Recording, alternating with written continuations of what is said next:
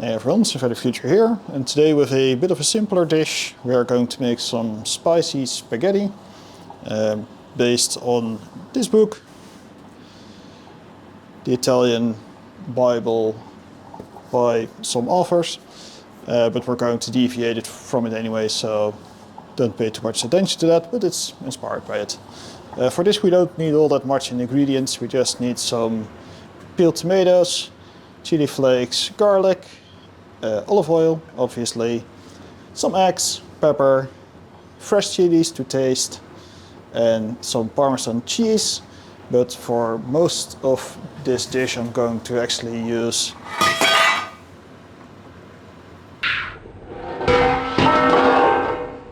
this cheese from Perano. It's basically Parmesan cheese, but slightly different.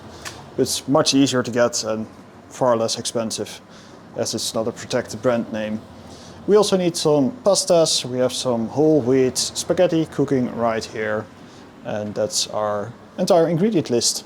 Now if you want to garnish it, you can use some parsley, and in this variation we are going to add some leek.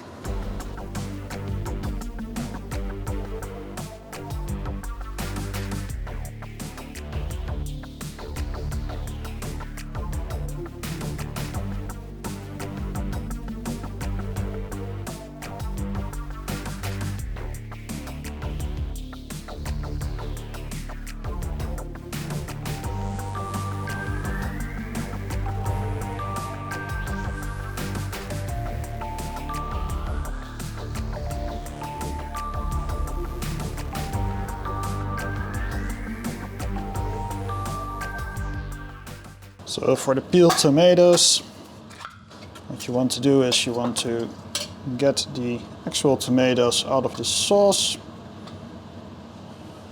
and you just want to slice them up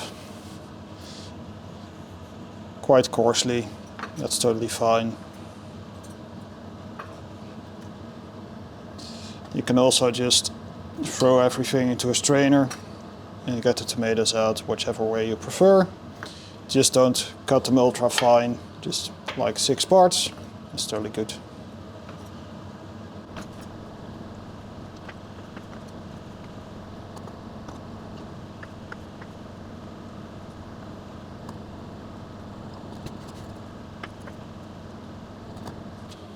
Now you don't want to throw away the tomato sauce, just put it in a little container, because we're going to use this later on.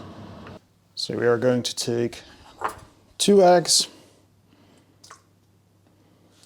and 60 grams of the cheese. And as you can see, these flakes are somewhat reduced in size. Make sure they are not too coarse, but it doesn't have to be super fine. This will work just fine. And just use a whisk. Now, this might seem a little bit silly at this point in time, but once we add it to the sauce, the cheese will just melt in and it will end up like it should.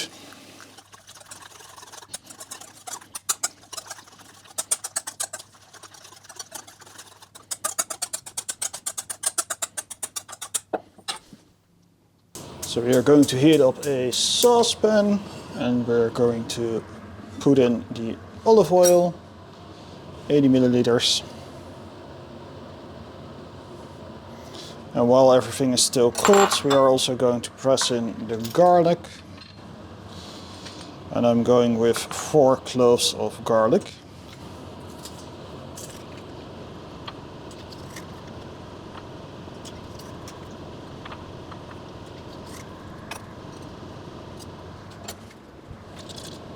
Now you don't want to have high heat, because you might burn the garlic, which is not a good time. So just going to make sure it's a little bit mixed up. And give this a little bit of time to heat up.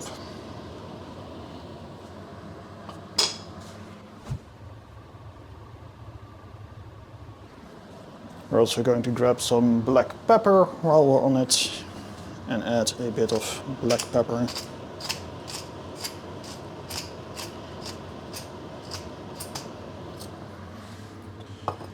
Now, depending on if you're using fresh peppers or dried peppers or a mix, if you're just using dried peppers, I would say about half a tablespoon would be good. Since we're mixing it with the fresh peppers, I'm actually going to go with a teaspoon worth of dried peppers. We're going to wait until this gets a little bit warmer.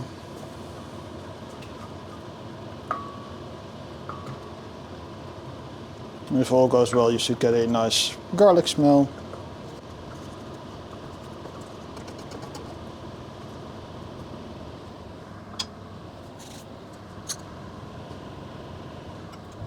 We are getting some bubbles in the oil, which hopefully you can see.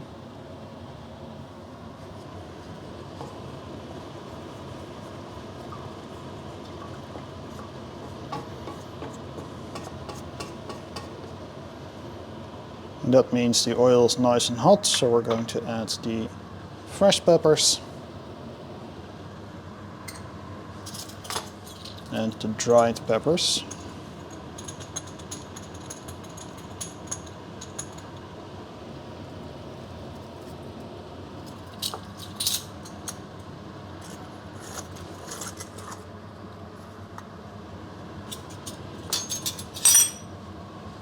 Turn up the heat a little bit.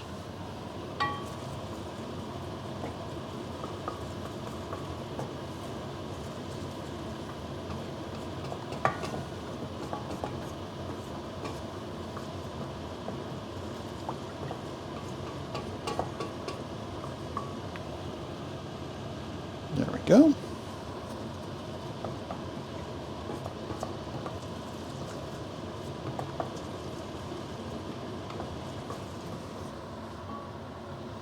Again, make sure you're not burning the pepper or the garlic.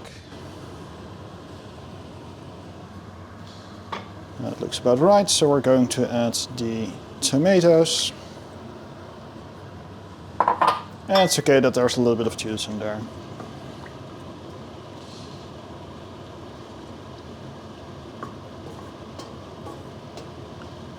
And just get that mixed up, and at this point it should just be chunks of tomato in the oil. It's not like a smooth sauce or anything.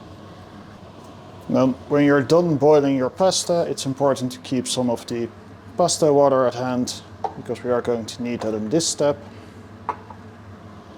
And just boil your pasta according to the instructions on the packaging or your personal preferences. We're going to leave this on the fire for about a minute. It should bubble a little bit.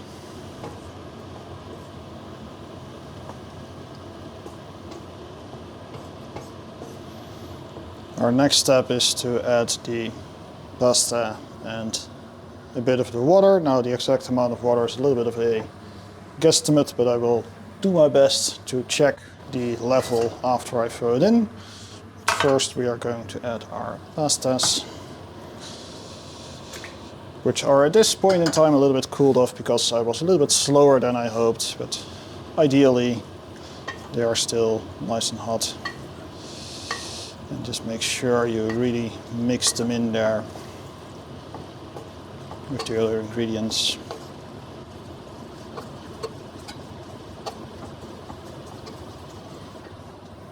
Add just a bit of the pasta water. So we're looking at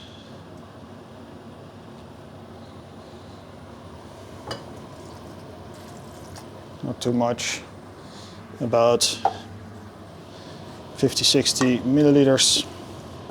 Make sure that's mixed in. Lower the heat a little bit. And try to make sure that all the pasta is coated in oil before we move on to the next step.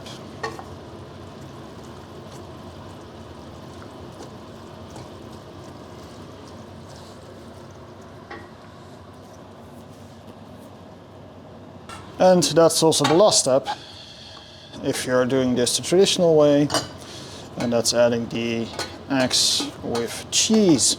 Now before you pour this in, because I'm using somewhat coarser cheese, if you have a very fine grind of cheese, it will probably still be well mixed at this point, but if you pre-mixed it with a coarser cheese, it will separate a little bit. Just give it a really good whirl before you toss it in there. To add a bit of air to the cheese, and we're just going to get it in there.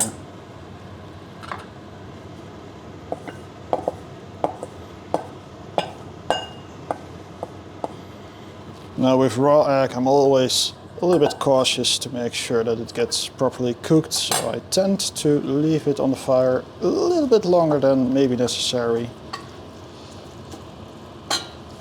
But since this is not a carbonara, you can get away with that. So we're just going to turn up the heat a little bit. And we're just going to keep mixing this until we get a creamy sauce consistency. As you can see, the cheese is dissolving into the oil and into the tomato juice just fine. And when we're near creamy consistency, we are actually going to reintroduce the tomato juice from the diced tomatoes, which we still have left.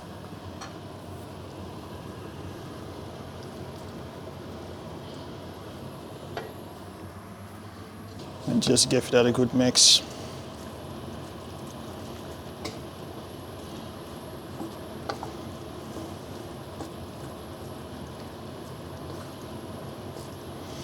Now for serving this, you can just serve it with some extra Parmesan cheese, of course, and top it off with a bit of parsley, which I forgot to buy, but I don't think parsley is a major taste element in these sort of things. But if you like parsley, top it off with some parsley. Also adds a nice bit of color.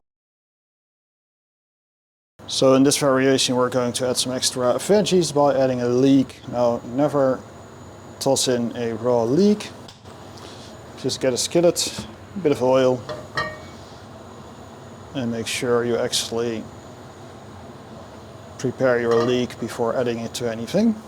So we're just going to let it heat up for a second. And then add our leek.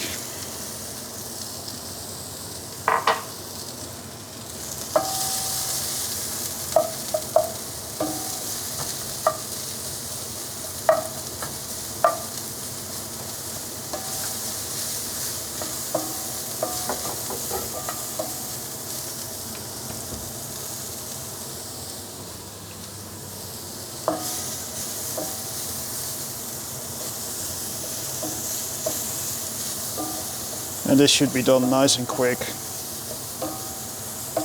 Just don't skip this step.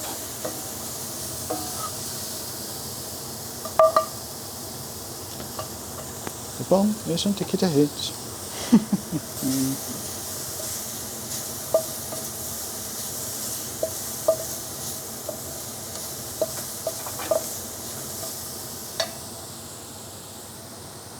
And there you have it, a quick, spicy tomato pasta. Serve with some fresh Parmesan cheese and a focaccia and enjoy.